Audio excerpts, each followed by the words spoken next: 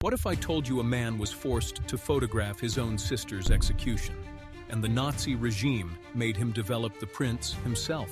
In 1943, Warsaw, a Polish photographer named Konrad Sachs, received an order that shattered him. His sister, Helena, had been caught smuggling food into the ghetto.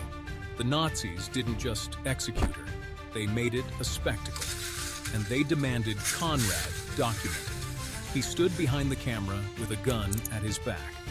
His hands trembled as he adjusted the lens. Through the viewfinder, he saw his sister tied to a post. 50 soldiers formed a firing squad.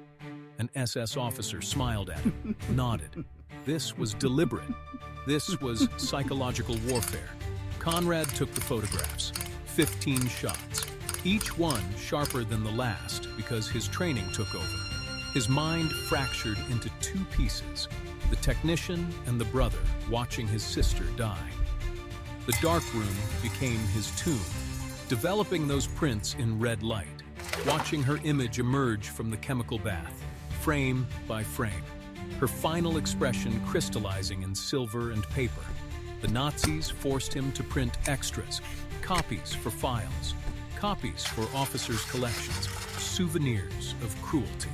But Konrad did something no one expected. He kept one set hidden, wrapped in cloth, buried in a wall behind his darkroom in the apartment building where he lived. For 2 years, those photographs stayed invisible. When the Red Army liberated Warsaw in 1945, Konrad retrieved them. He survived the war.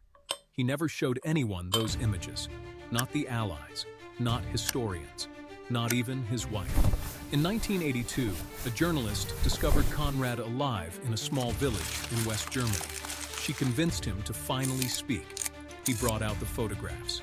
The moment those images surfaced, they became evidence, not just of one execution, but of how the Nazis weaponized love and family bonds as torture devices. Konrad died in 1991.